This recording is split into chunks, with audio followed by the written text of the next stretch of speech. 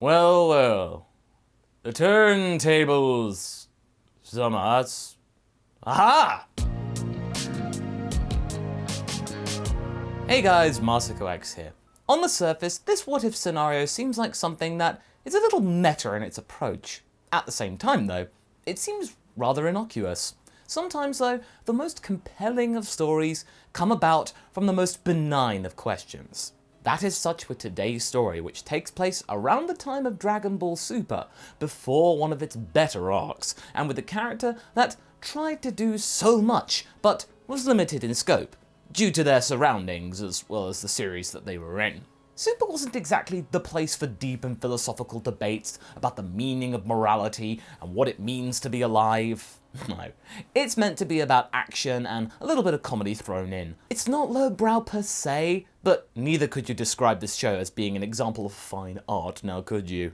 Well, what Zamasu here has been up to, he might consider one of his greatest works as we venture into his world-building hobby, as we ask ourselves how he might have gone about if he had truly played Civilization. If you're new to this story, then this all takes place at that time when Goasu was showcasing the wonders of living things to his trainee. Because the orange dinos bonked at each other a little too hard. Stop it. And it all ended up with the green Kai getting all mad with these creatures and ultimately doomed his reality to destruction because he got very nettled. Here though, the barbarians were treated to some help and cordial assistance from Zamasu, and instead of venting his anger, he instead applied this frustration into something more meaningful and wholesome. It wasn't selfless at all, but the barbarians did improve as a result, and as you might be able to tell, things got even better for them in the centuries ahead. In the last part, Zamasu's latest vessel, Dec Raph, had been subject to the Kai's training, and despite having a good amount of skill with Ki, he wasn't a fighter by nature. It took some doing, but thanks to his smarts,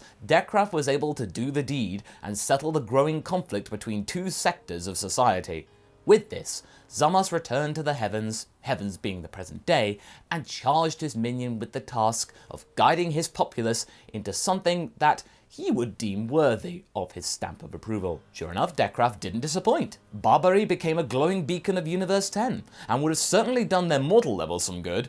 That being said, Rumshi, that's the god of said universe, was not happy with the level of intervention on display, and this led to the apprentice getting very salty about all of this. But as we shall discover, that's not the biggest problem facing him right now. As we saw at the end of the last chapter, Zamasu had turned around to discover an ancient version of his current spokesdino, Dec Raph.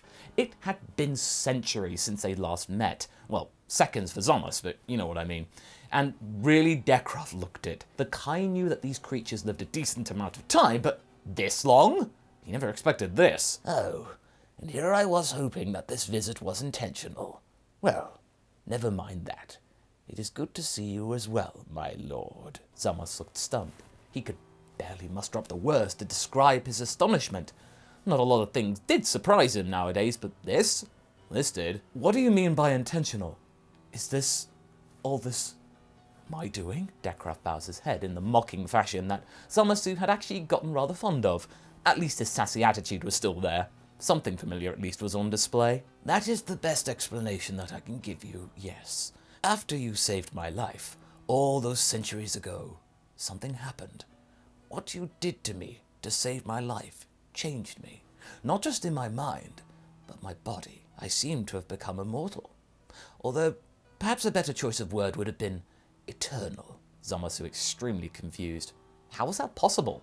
He never intended to bestow immortality to Dec Raph. He thought he would just pass on the job to someone else when he would succumb due to natural aging. The elderly dino shrugs. I'm pretty sure, though, if someone were to stab me in the right place with something pointy, then I would succumb to that injury again. But then again, I might not. I'll be honest, I've not really had the inclination to test my theory out. A dry reptilian laughter comes out of Dec Raph's mouth. Zamasu nods. He sort of understands? So, does this mean that you ascended? Are you the absolute leader of this society? Ha! Hardly. I gave up on that venture centuries ago. I followed your example, my lord, like you did with myself. I decided that my people could not be reliant on me forever. They needed time to figure things out for themselves. Some stuff needed to come out from their mind. before they could become truly great. Of course, there were some conflicts along the way, a couple of battles, even the odd cataclysm. Oh, that was actually pretty good fun, to be honest. Things would calm down sooner or later, with a little nudge from myself in the right direction. Nudge, nudge, wink, wink. I'm not entirely alone. I still have an order of loyal subjects who aid me in my mission. A sacred order? That's what they call themselves. Not my idea. But they felt that they needed some kind of banner to feel validated. It's pretty cute if you ask me. If you look closely down there, you can actually see some of them in action, watching us from the buildings. They're pretty good at hiding, I'll give them that. Zamasu looked around. Indeed, he quickly became aware that numerous hooded figures were watching him from the rooftops and actually from lower levels. But he wasn't aware of their existence before Dec Raph pointed them out to him. Well, they are good, and Zamasu hated to admit that. It appears that there are more of your kind, as well as those that you are beholden to. What was that all about, my lord? I hope you won't take this the wrong way, but that older fellow and his elephant friend looked older than even you. They are in this divine business too, I'm correct. Your superiors, you might say. At first, Zamasu wanted to lash out at Dec Raph for not minding his own business, but he couldn't bring himself to do so. After all, he was right. Nothing that he said seemed to be trying to offend him also, but there was no ill intent in his words, and quite frankly, Zamasu felt like he was the only person he could confide in right now. Not even Goasu would listen to him. I suppose I can be honest with you. You have served your time. The older being that looks like me is named Goasu, and he is the current Supreme Kai of our universe. The elephant buffoon is called Rumshi, and he's the destroyer of our universe. The small lady is an angel. They act like a liaison between gods and even higher-ups. You seem to imply that there are more universes, so it seems that our physicists were right. Zamasu looked stunned again. Your physicists predicted that? You mean the mortal trickery of science has graced your world? How is your technology, if I may ask? Dec Raph bows his head and recalls this. Well, we recently launched our first successful spacecraft, and we hope that more species in our universe can do the same. It sure is rather lonely once you've figured everything out on this world. Your scientists will be rewarded for their patience, in time. That's pretty impressive, I must be honest. So what does this all make you, my lord? Who are you exactly in the godly ranks? Zamasu takes a deep breath. He really didn't want to say this. I'm a candidate to be the next Supreme Kai. I am an apprentice. We represent the aspect of creation, unlike destroyers who keep bounds by destroying planets that are no longer habitable. At least that's what they're supposed to do, and your master does not appreciate how you helped us. According to the rules, we are not allowed to intervene in the manner that I have done. Silence descends on the two for a good period of time before the disciple speaks. And how would it have ended without your intervention, my lord? When I found you, there were very few redeeming qualities about your species. I hoped that you would find that an insult. I initially held you in disdain, because you were more interested in fighting and brutal acts than in building a coherent society. This conversation felt almost like a cleansing. Zamasu wasn't sure why. None taken, my lord. Primitive species cannot exactly help themselves in being imbeciles. So, what are we going to do to make your masters fully appreciate your work? Dec Raph smiles. Zamasu was shocked to hear this. When he left Dec Raph, he was the one who had power over him and was in control. But right now, with Dec Raph, he felt like a child who was trying to find support in the aged creature. I don't think we can. The rules are set by the even higher-ups. Maybe I could persuade my master, but Rumshi might just erase your world out of spite if I dared to goad him even more than I have already. Dec Raph turns his head up to the sky. His purple eyes were eyeing the stars for a moment, as if seeking an answer from them. That's a shame, but you're always welcome here. Do you want to help me give my people something to think about? As much as they have developed and become a united nation, working together for a better future, let's just say they've become over-reliant on that science. Not that I mind the growth of the scientific mind or progress or anything like that, but from my point of view and observation, it is a little bit wrong when scientists start to think that they understand everything. Would you like to spar with me, just like the good old days, my lord? Zamasu wasn't really sure, but the barbarian's words soothed his ill brow at this time, so why not humor the old man? I will be gentle with you. Dec Raph grins. Oh, you don't have to. Zamasu charges up his Keyblade, wondering if Dec Raph was able to block it, but the elderly person wasn't there. Instead, he appeared behind his back and sent him flying with not a Key Blast, but a shockwave. The members of the Sacred Order witnessed all of this, as if they wanted to intervene to help their master, but seemingly they had faith in him. Zamasu quickly found that their faith was very well placed. Every Key Blast that he shot at Dec Raph missed. He couldn't get at least one strike on him. Every cut with the Keyblade was deflected with Dec Raph's own Keyblade. His own pupil was toying with him. They were flying all over the city, attracting the attention of everybody below. It was frustrating. After some more of this tomfoolery, finally, Zamasu was able to end the fight with a punch. Dec Raph falls down to the ground, but he smiles at Zamasu. Good one, my lord. I'm still miles behind you. No, he wasn't, and Zamasu knew it. This old reptile let him win. Let his god emerge victorious. But Zamasu could see his true power lurking deep within him. Yes, his power was fading due to his age, but if he really tried, Zamasu would have been done for. It's a good thing he wasn't here when Dec Raph was in his prime. But this begged a question. Should a mortal have this kind of power? Why did he let him win? Was this a trick? Was Dec Raph that loyal? Yes, that was quite impressive. He offered him a hand, and they decided to finish their talks on a nearby rooftop. What do you want to do next? I see that you have everything figured out here. Probably wait. Watch until the day my body gives up on me. I don't know if it's even possible. I've gotten used to being old, but I don't really like the thought of being like this forever. Zamasu looks to the distance. You know, destroyers are chosen from mortal candidates. Dec Raph looks at him, puzzled but not entirely shocked. You flatter this old lizard, my lord, but I'm way too old for that. But what if we could do something about that, Dec Raph? What if we could make you young again?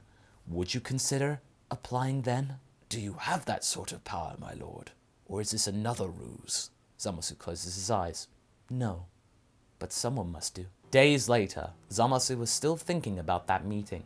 Gowasu was keeping a closer eye on him, but wasn't exactly forbidding him from visiting Barbary. He wasn't that cruel. Zamasu knew that this master had a soft spot for him. But if there was one person that could help him de-age Dec Raph, it could be the sage Master Zuno. Zuno was known to be pretty eccentric, but Zamasu decided to approach him about this question, claiming it was for Master Gowasu's sake rather than his own. I'm not a good candidate. I have wasted my master's time, and so I ask you, is there a way to make him younger? Give my master some years back to him, so that means he can give me more time to improve? Help me, Master Zuno, help me! Zuno nods with little fanfare. Oh, there are many ways of making that happen. Alchemy, plastic surgery, super Dragon Balls. Super Dragon Balls? He heard the legends of the wish-granting orbs from Universes 6 and 7, but they would attract too much attention, surely, if he nabbed them for himself. He wasn't even from those universes. Super Dragon Balls? Well, that seems a little bold. Indeed they are. Anything can be granted should you use them. That being said, your wish doesn't seem that hard to fulfill.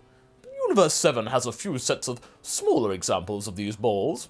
I'm sure they will be able to grant a simple wish like this for you. Universe 6 also has a set. Yeah, those smaller sets could work. Universe 7 was way less developed than Universe 10. This sounded like a good idea. Thank you, Master Zuno. I'm sure Master Gowasu will appreciate this. So Zamasu had to go to Universe 7 without Gowasu knowing. This wasn't a simple affair, I give you that, but he managed to sneak out between his Supreme Kai lessons. He decided to ask the Supreme Kai of Universe 7 for help, selling him the same fairy tale yarn that he did to Zuno. He heard that Shin wasn't the brightest fellow amongst their clan. I think you should believe in yourself more, said Shin, unaware of how ironic that sounded. But if you need help, I think I have a man for the job. Soon enough, Shin's attendant Kibito brought with him a black-haired man in an orange gi. Oh, who is this, Supreme Kai? Is this your brother? No, Goku. This is Zamasu from Universe 10. He is seeking a wish on your Dragon Balls to make his Supreme Kai younger. Can you help him? Of course I can. Huh, you look like a strong guy, eh, Zamas? Zamasu already knew that he wouldn't get on with this guy, but he acted cordially. Together, they went to his planet, when he learned that this Son Goku was a pretty powerful mortal as well, apparently strong enough to even force Beerus to fight him at 70% of his power. Beerus was considered to be pretty impressive in terms of strength. When did these mortals get so powerful? Should they be so powerful? Fortunately for the Kai, Goku was pretty helpful, and when they actually were able to summon the giant dragon, Zamasu stated his wish out loud. I wish to give the being known as Dec Raph eternal youth. Oh? Your master's name is Dec Raph? You guys have funny names. Yes, Son Goku. Thank you for your assistance. No problem. Maybe I can visit your universe one day. We can spar and train together. Oh boy. Zamasu decided to leave this place as fast as he could to see the wish in action. Sure enough, when he got back to Barbary, Dec Raph was waiting for him in his robes, but he looked just like the day they first met. I don't know what you did, my lord, but it worked. I'm glad. So, are you ready to change your life forever? That would be the 4th time in my lifetime that you said that, but yes, my lord. Dec Raph grins at his master. With the use of instantaneous movement, they appeared on Rumshi's planet. This, of course, irritated the pink deity greatly. He didn't really like Zamasu at the best of times. What is the meaning of this? Why did you bring this wretched thing to my planet? Is it not enough that I allowed it to live after your careless— Forgive me, Master Rumshi, but I think I found a suitable candidate for your eventual successor. You dare to suggest that I even need a replacement? He looks at Kusu, his attendant, as if he wanted support in this matter. Don't discredit this gesture, my lord. I think this could be rather interesting. It's been many years since you had a worthy opponent, master. Perhaps. What is your name, mortal? Dec Raph, Lord Rumshi. Well, Dec Raph, I'm going to check if you are even worthy of my attention. If you are not, your planet will face my wrath. That way, I know you will go out against me. I am ready. No, you are not. Hakai. Zamasu's eyes widened as a small purple orb of energy struck his pupil. He had been played. Rumshi had no intention of testing his power. He just wanted to teach Zamasu a lesson no matter the cost. This was unfair. Even Kusu was looking a bit weirded out. For a moment, the barbarian felt a sharp pain in his chest like he feared. The energy hit Dec Raph, but much to Rumshi's surprise, it didn't obliterate him in one blast. The barbarian was struggling with the overwhelming power of the energy. It took him a good few minutes and left him utterly exhausted and damaged, but in the end, he did manage to hold the orb of energy in his hands, just like Frieza was able to in the original, much to Kusu's enjoyment, as well as Rumshi's and Zamasu's utter shock. Will that be all, Lord Rumshi? Asked Dec Raph, smiling through his pain. And that's where we're going to be leaving things for right now. So what do you guys think? Will Dec Raph be able to show Rumshi who's boss? Or does the Elder Dino Man have something else planned? Leave a comment below and let's get this discussion going. And I shall see you in the next video. Catch you later!